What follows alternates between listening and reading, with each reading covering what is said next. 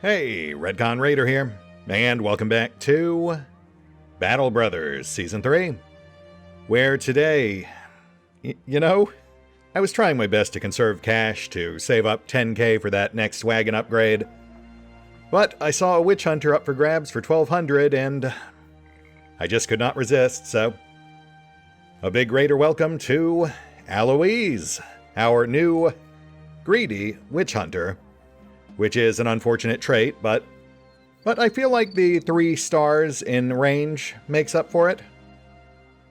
Not quite the same growth potential as Mark, but still pretty decent. Not to mention, of course, that just being a witch hunter, that grants us the special witch hunter resistance, plus 20 versus mind effects, and unlocks the witch hunter options on future events. And then, aside from that, I gave it some thought. And I think we are going to go ahead and grab Fortified Mind for Rev and Rook. Since ultimately, at the end of the day, as nice as extra offense or utility might be, their main job on the battlefield is to help keep the rest of the raiders going.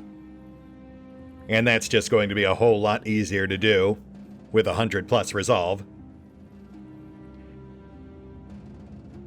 Ooh, close. In fact, given that Rook is 1 level behind since he missed a few fights, let's temporarily swap the banner over. Well, maybe not the sash. That feels wrong. Here you go, bud. Besides, Rev's got the weird, creepy eyeball necklace. And then beyond that, slight change of plans. Our main goal in coming up here was, of course, to grab some quality lumber, but we can't actually use it until Mark hits level 6. And he's only level 4 at the moment, so we've got some time to kill. I think we'll go ahead and grab this caravan run up to Oberberg, push Mark up to level 6, then head back for Landsvecht.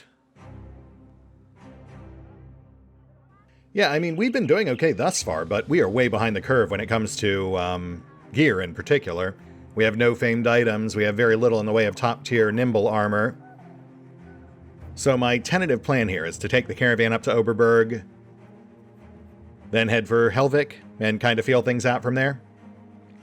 Helvik is in very close proximity to a large, unexplored region. So I'm thinking we'll hit Helvik, we'll do whatever jobs they have to offer, and then we'll bust a few camps, lay this foolish ambition to rest. And who knows, maybe we'll even find a famed item or two while we're out there. Though really, I'd be happy to just grab more heavy throwing weapons for Tommy and Valen.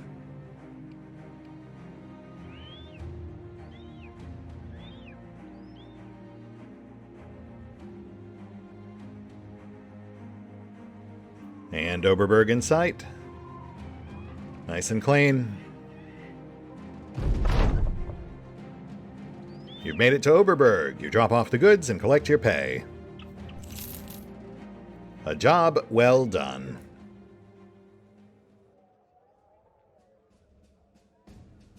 Oh man, look at that. Master Forged Noble Mail. That would be an excellent get. But that is well beyond our current price range.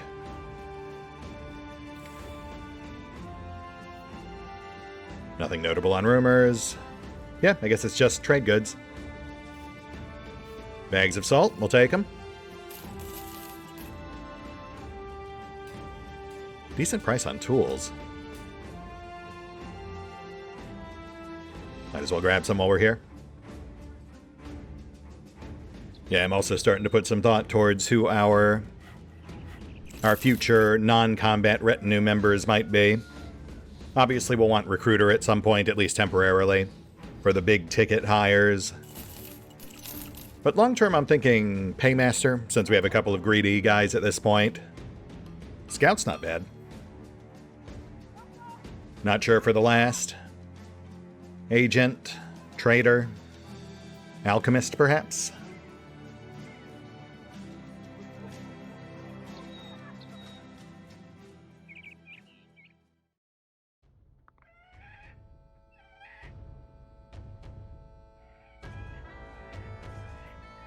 Could have sworn Helvik had...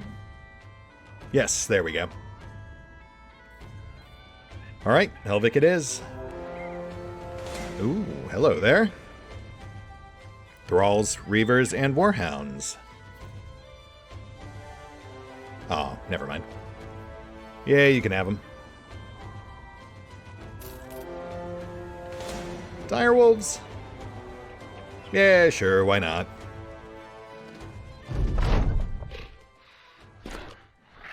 Upon the road to Helvik, the raiders are suddenly set upon by a small but voracious pack of direwolves, led by one particularly frenzied fiend, foamy-mouthed, filmy-eyed.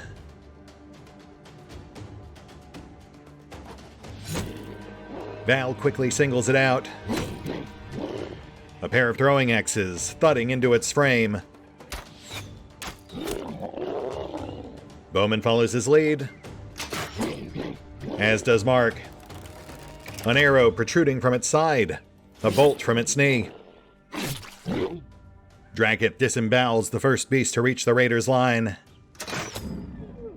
And a well-placed shot from Alois, the newest of the raiders, finally fells the dire wolf that leads this woefully outmatched pack. The raiders move to box the rest in. Trip stabs the gutted beast from the side, holding its attention. Annie sweeps its legs. And Rev pins it while it's down, impaling it into the dirt, holding it like a writhing bug. Until finally its thrashings cease.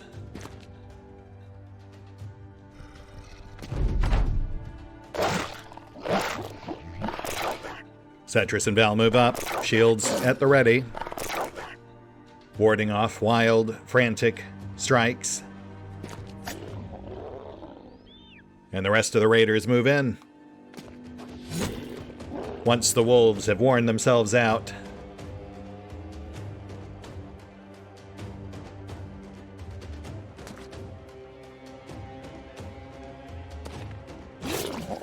Drak moves up, cleaver biting deep into a direwolf's haunch.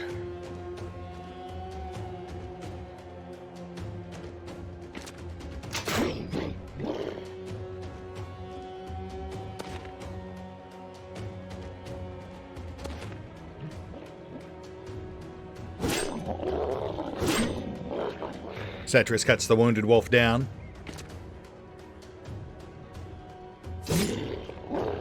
And Rook impales the last, holding it firmly in place until Verlin puts it down.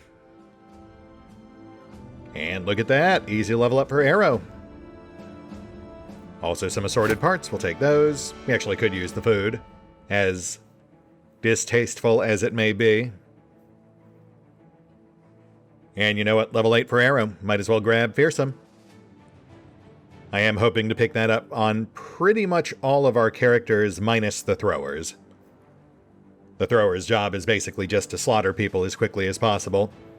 The rest of our guys might not be able to bring that much firepower to the table, but they can at least demoralize, suppress, nickel and dime. Yeah, that'll do. Congrats, bud.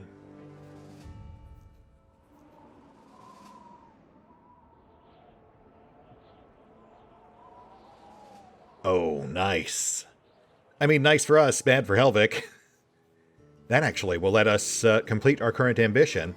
The question being, is it a 2-skull or a 3-skull terror contract? I mean, we'll take it either way, but it's going to impact which characters get to actually partake. Nothing notable on rumors. Double trade goods. Though no point in grabbing them just yet, not until we've cleared those contracts. Okay, let's see what's going on. Ah, caravan run. To Eisengrab. We'll put a pin in it, but I think we'll probably end up skipping that one.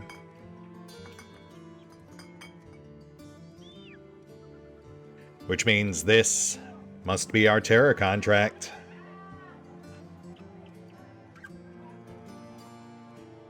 While your men venture around town, you go to the pub and take a seat. As soon as you do, a strange man joins you. You're with the RetconRaiders, right? Casimir the Burgermeister would like to see you. The town is silent and eerie. As you seek out Casimir the Burgermeister, he quickly explains that this place is once again plagued by hideous beasts that come in the night. Inappropriate. And you quickly agree to help lay them to rest. But not like that. Though there is still the matter of pay. 3 skull contract. Is that still conventional threats? Because I was thinking 3 skulls were where they open the door to potentially more dangerous things. Like Alps or Hex or Unholds and the like. But maybe not. Let's see what this one involves.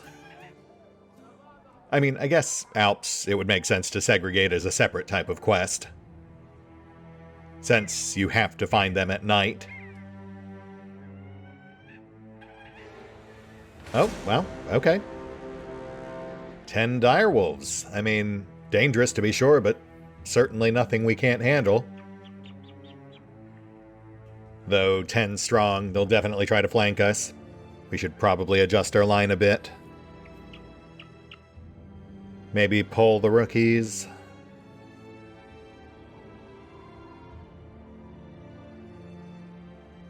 Yeah, let's pull Alois, we'll pull Mark. We'll bring in Tommy and Rassel for backline stun support. That should work. I mean, it's only direwolves, no need to really overthink it. We killed 4 on our way into town. The raiders once again set to their familiar patrol route around the perpetually beleaguered town of Helvik. And before long, yet more direwolves emerge from the darkness. Though filmy eyes, foaming mouths, the anatomist can't help but wonder if perhaps these beasts are being driven to madness by some new unnatural plague. A nuance lost on most of the raiders, of course, whom simply start hacking away. Val catches one of the beasts in the thigh, blood pulsing thickly down its haunch. And spying the axe-cloven limb, Drakiith lops it the rest of the way off. King's Rook pushes up onto the rise, gesturing for Cetrus and Verlin to follow. Trip does the same on the north. Shield raised, ready to hold off the rest of the pack.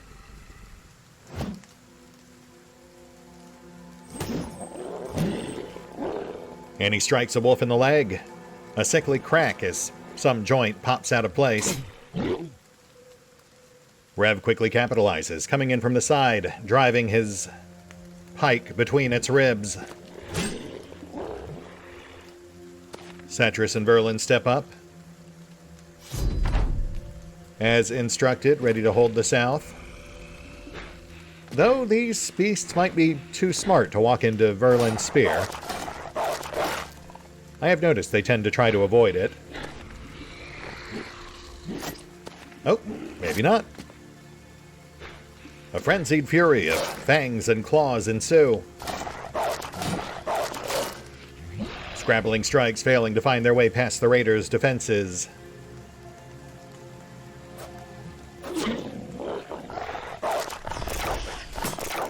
Zarmal dispatches the maimed wolf before him. Arrow shoots another through the foot as it circles on the south. Val kills yet another with a hurled axe. Rook spears the one circling, holding it at bay. And Drakiith moves up.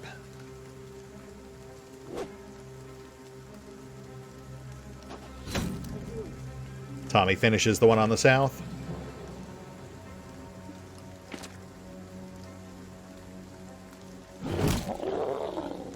Ratzel smacks one upside the head,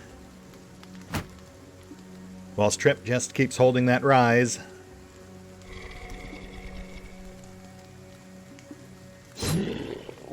Rev lunges past him, Pike piercing a pack wolf.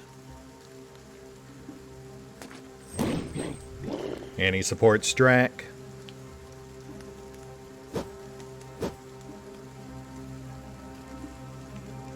Val moves in as well.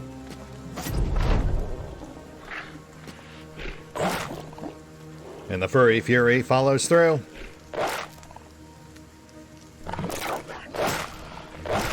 The lash of claws tearing into shields, fangs biting into chained armor. The raiders near overwhelmed, but no telling blows yet landed.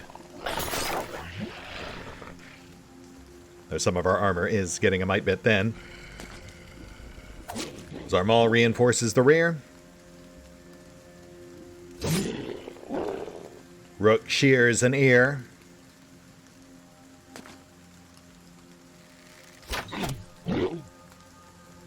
Bowman buries an arrow in a fanged face. Val holds for a moment. Drak catches a beast in the neck. But Rev has no such luck. Annie smashes a beast in the face, then as it falls, hammers at its ankles and knees. Ratzel buys Val some breathing room. Trip just holds.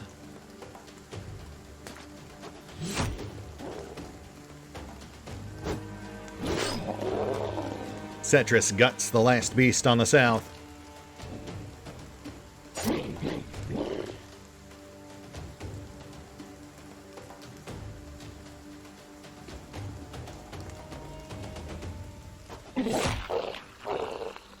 Val finishes off the wolf that Annie is savaging, then takes a quick step back.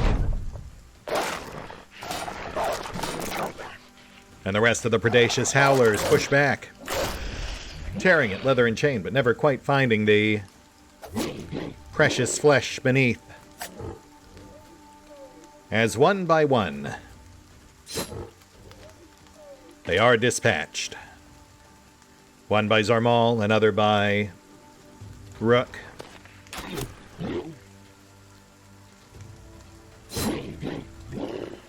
Rev clubs the one savaging him, impaling it as it reels, then quickly falls back.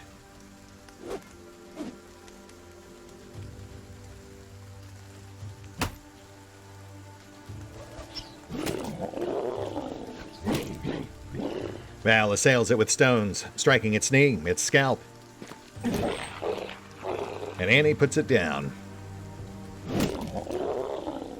Whilst Ratzel cracks yet another skull. A hurled stone from Tommy, and it drops.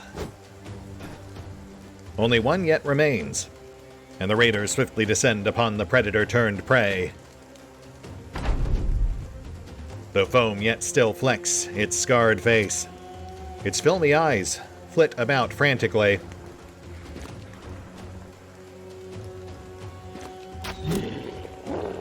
Bowman keeps it corralled, an arrow punching through its shoulder. And the rest of the company circles.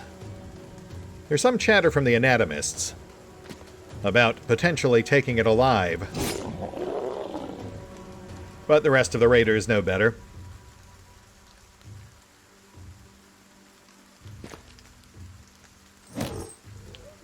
Annie moves in.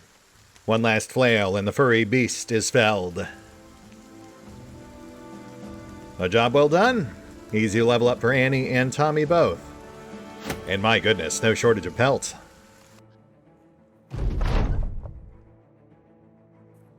I guess I might start doling direwolf mantles out to the raiders. I was holding out for hyenas, but We have seen precious few in our travels.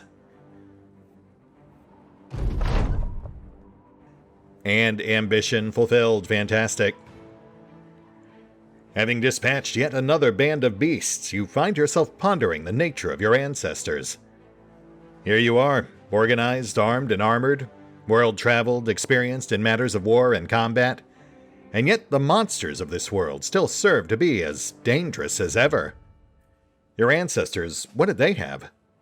No civilization to blanket themselves under, no cities to light the night and warm the courage, no maps to give a comforting border to the world. And yet, they survived. What was it? How? Perhaps in those days it was man who was the threat, and the beasts saw him the monster. Or perhaps there are times before the ancients, times of when they had their own cities, and all the world simply shifts in balance, beast and man, since time immemorial. And if that is the case, then it is not the past you should dwell on, but the days and years and millennia to come. Well, you're not wrong. Though methinks you may have been perhaps spending a bit too much time with those anatomists. The trek back to Helvik is quick and silent as you're lost in your far too deep thoughts. Casimir the Burgermeister meets you, horrified by the evidence you present, and quick to dole out your pay. And let's go ahead and knock out these level ups. Annie up first. Level 8. Man. Never expected you to make it this far, but now that you have, let's go ahead and bank fearsome. I can think of no raider who has better and more thoroughly earned it. As for stats, sadly flubbed that defense roll. I think they are stuck with a shield long term. But we'll take the +3 melee, we'll take the +4 resolve, doubly important now that they have fearsome. And what the heck, let's go ahead and bank that +4 health. Our target number is 60, so this will push Annie over. And Tommy, level 6. Throwing mastery, fantastic. Then nimble at 7 and quick hands at 8. Oof, kind of flubbed on all the secondaries here. Which, I suppose, makes our choices pretty straightforward. We'll take initiative, we'll take defense.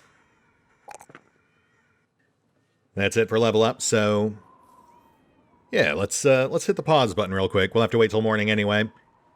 That'll give me time to rearrange our line, shuffle gear, take care of some inventory management. Most notably, condensing those direwolf pelts. Be right back.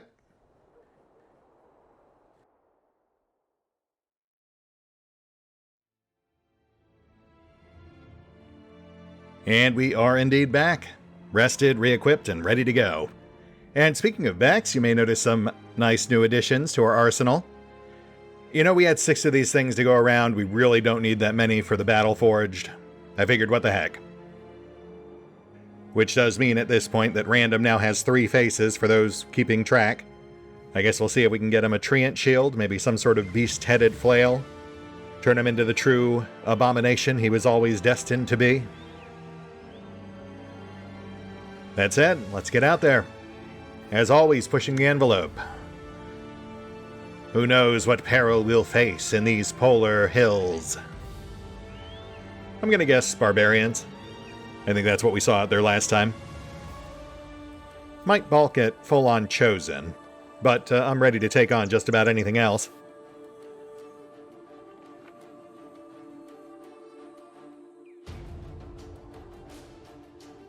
All quiet so far.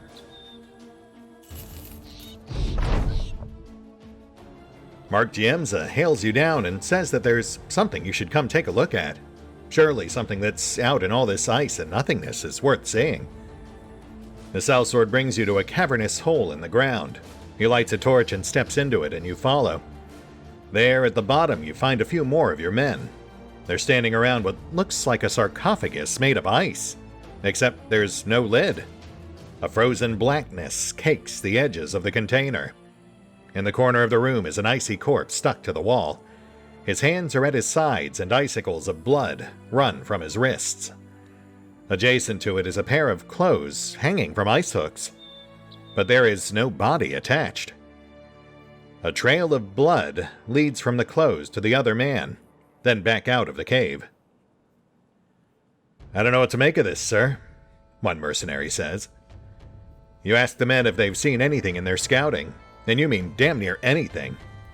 But they all shake their heads no. If something was in that box, then it's surely out now. You tell the men to get on out of the cave, then back to the camp." Interesting. I'm honestly not sure what that's all about. I mean, it almost sounds like Necrosavants, but they're not normally this far north. And obviously that event was very much written with the Frozen North in mind. Possibly a reference to one of the novellas. I've never actually read any of those. Hey, and there's our foolish new ambition. Which is pretty straightforward. We'll do the Dirty Dozen. That's like half our fights these days.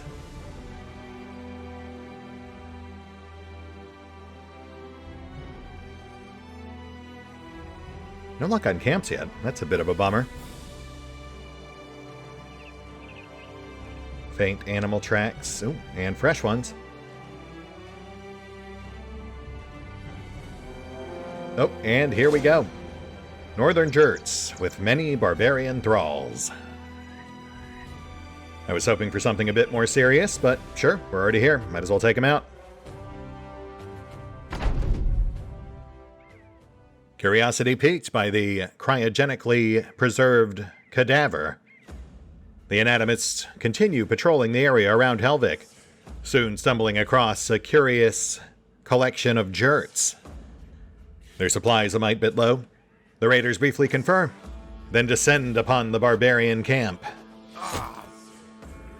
The snow-adapted savages are quick to respond. A charging spearman met with a hurled axe, his shoulder splitting. Another readies a bundle of javelins, a second axe, glancing off his side. Drac spies the bundle, rushing forward. A sweep of his cleaver, and a head flies free. Mark pops off a shot, bolt sinking deep into another barbarian's body. Rook meets one on the south, a tentative jab deflected by a primitive shield. The rest rush forth, and the raiders move to meet them. Diego, Annie. The initial clash is bloody and decidedly in the raiders' favor. Rev catches a bloodied barbarian with the company banner, bodying him to the ground. Random comes in from the side, a swing of his flail catching another in the throat.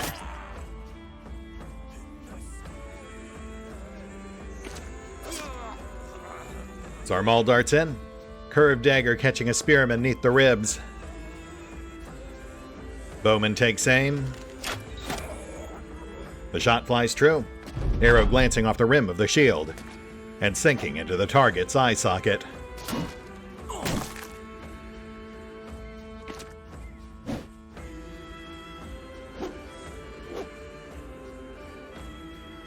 The rest of the tribe falls just as quickly.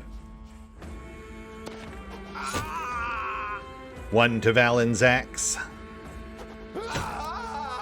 Another to Tommy's.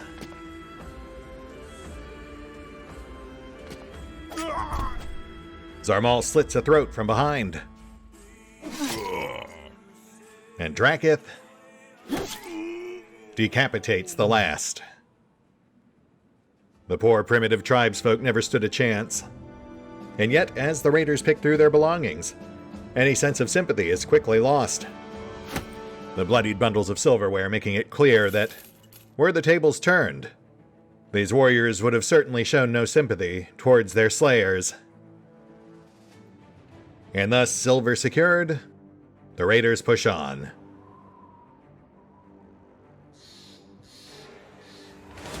Ah, unhold. You know what? I think we might just pass on that.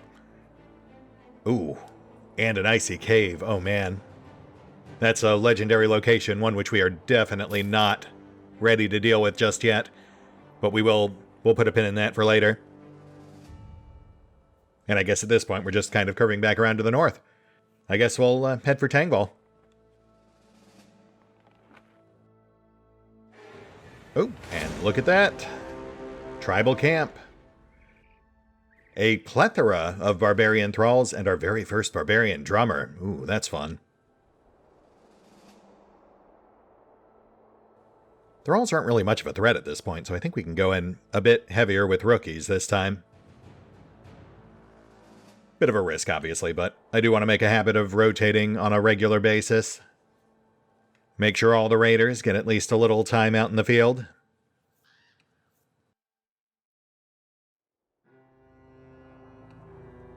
Man, I would like to get Alois in there, but that might be too much of a risk.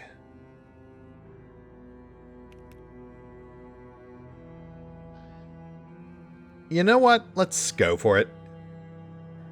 Val, you can sit this one out.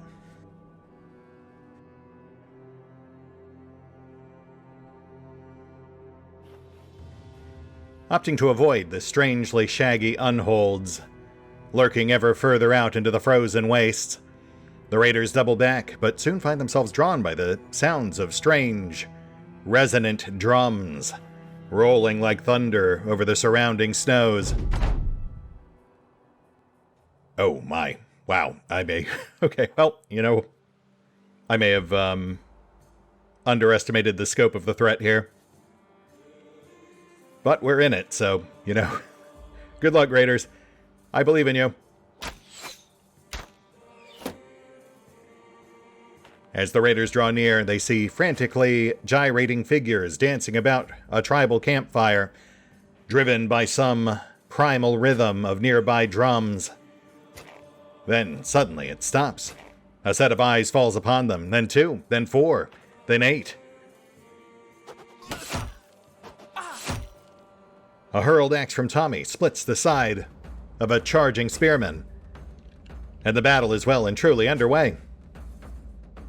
Barbarians bubble forth, snow churned to slush neath a dozen feet. Mark picks off a careful shot, piercing the arm of a tribal preparing to hurl a hatchet. Alois follows through, sinking a second bolt into the same target's throat.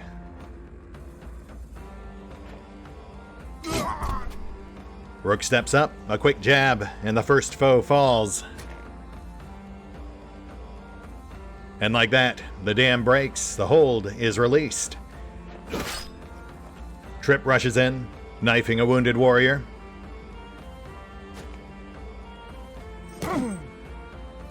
And he's quick to join, cracking another skull. Rev comes in from behind, impaling an axe thrower's arm.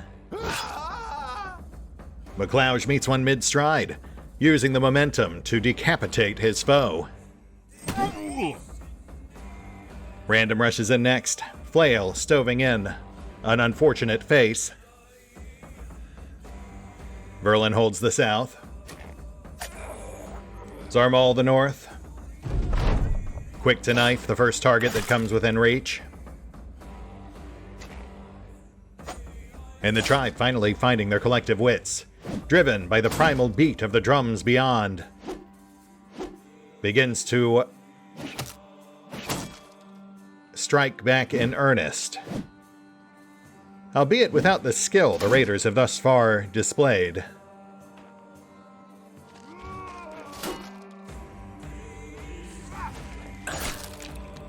A few blows do land here and there, but are unable to pierce the raiders' comparably advanced armor. Bowman takes aim.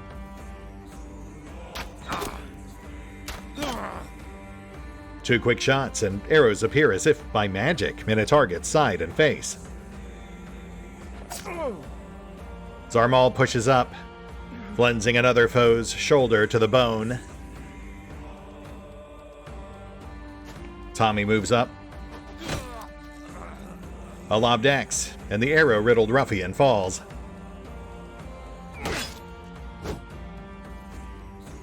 Rook jukes back in.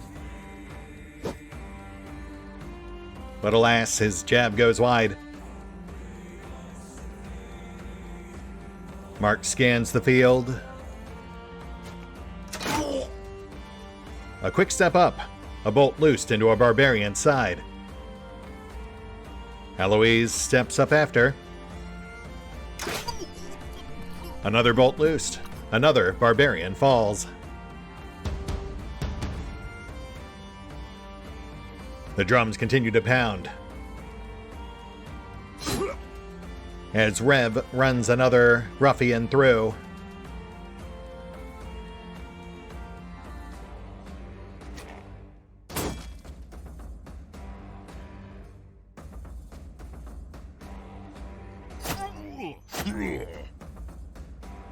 Verlin pierces a shoulder on the south. And he splatters a skull on the north.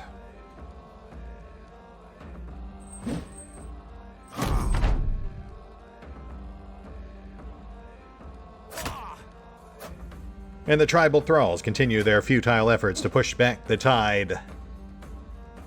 Driven as they are by the piercing percussion of the primitive drum, the thought never even seems to occur to turn and run.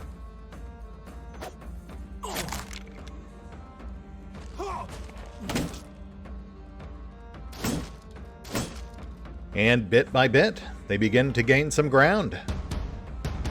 Armor torn, Tommy stunned. But alas, it's simply too little too late. Another shot from Bowman. A barbarian falls to his knees, liver perforated. Practically at point blank, Mark puts a shot through another ne'er-do-well's neck. Rook pushes forward, impaling a target and driving its corpse into the next beyond. Seeing his opening, Trip breaks into a sprint, sight set on the percussive pest.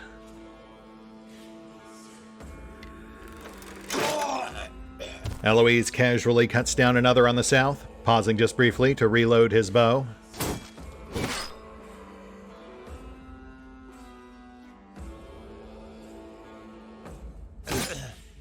Rev runs one through on the north, the increasingly scarce savages finally given pause.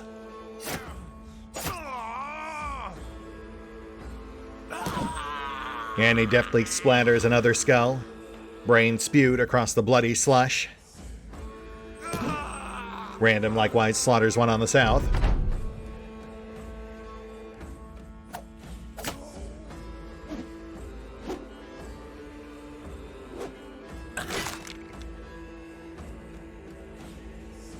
And finally, noting the inevitable, the drum rolls out.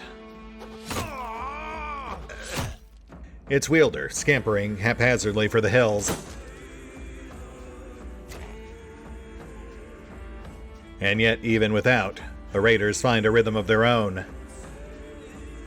Weapons rising and falling. The last few foes swiftly cut down.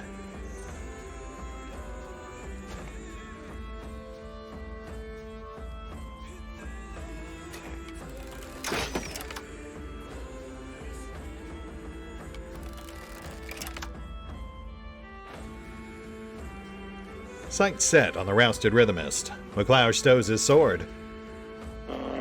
And Warrior is unleashed. The drummer is quickly dragged down. Warrior easily outpacing him.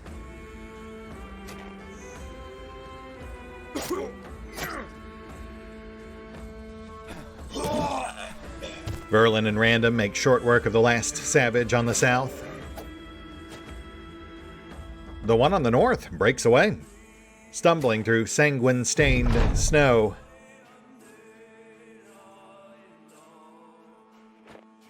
Zarmal gives chase, but Stays off to one side so as not to block line of sight.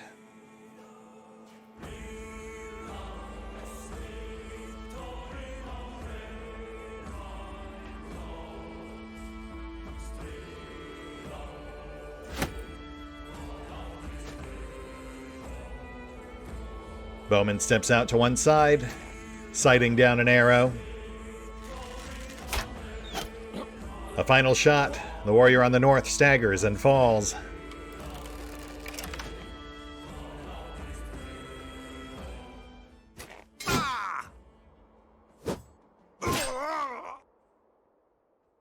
Goodness, that guy actually put up a bit of a fight there.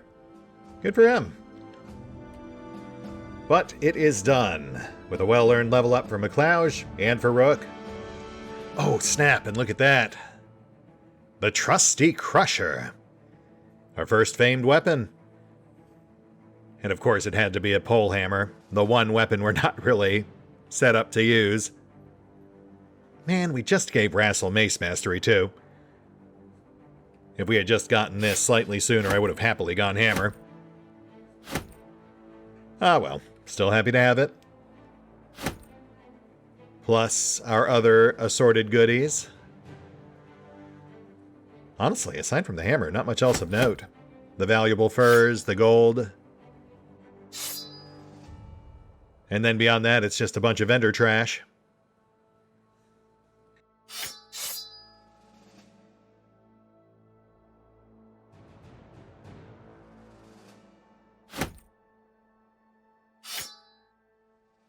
And we move on. Let's get a gander at those level ups.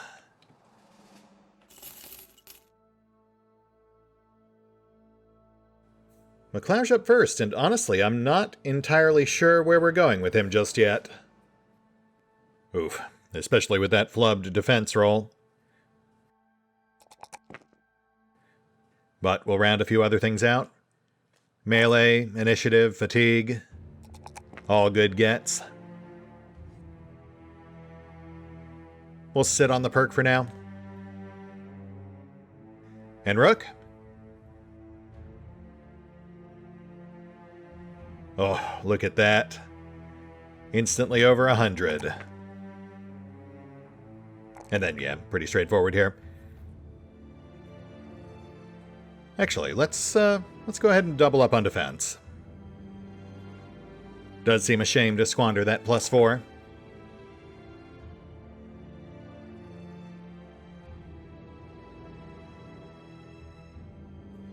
Rook reclaims the banner.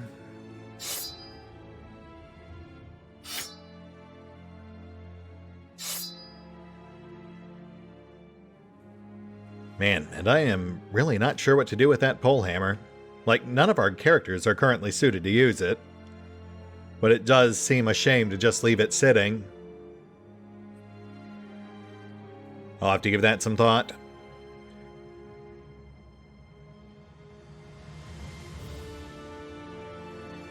Oh, and then I should rearrange our line. Pull the wounded.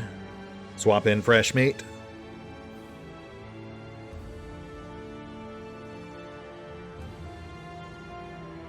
And I think we're at a good place to call it, but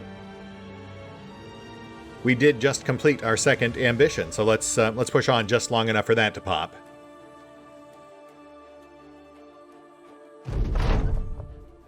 And there we go. As all your enemies either lie dead or are in retreat, King's Rook the Sergeant waves the company's banner in celebration. Once more, the RetconRaiders fought. And once more, the RetconRaiders prevailed.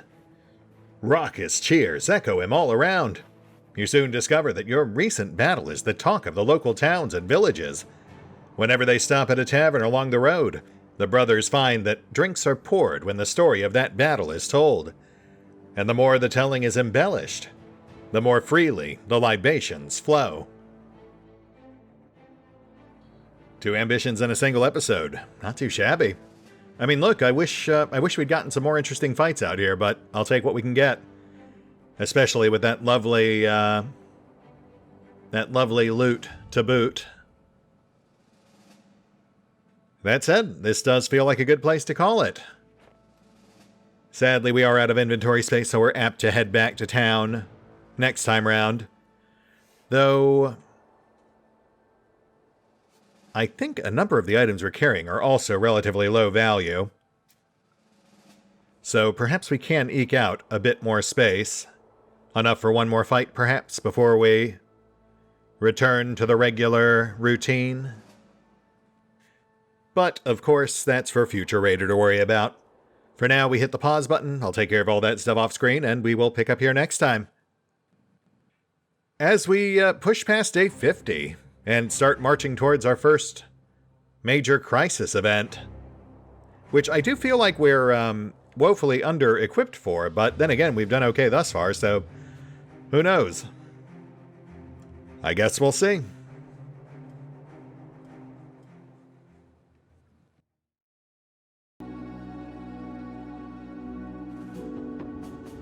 Oh, and special thanks to the Raiders, the fine folks who help make these videos possible, including but not limited to Erie-V23, Revenant, Alois, Arrow Bowman, Dragon Matrix 7, Drakiith, EgonAlter, Exsellsior, Gottlieb, James Trimmier, Kazorm, Lady Shayna, Mark Giemza, Nathan Welch Jr., OverlordPherom, RandomPassrby, RobbyB, Tomasz Piątkowski, Triphoppenskip, and Valinrook.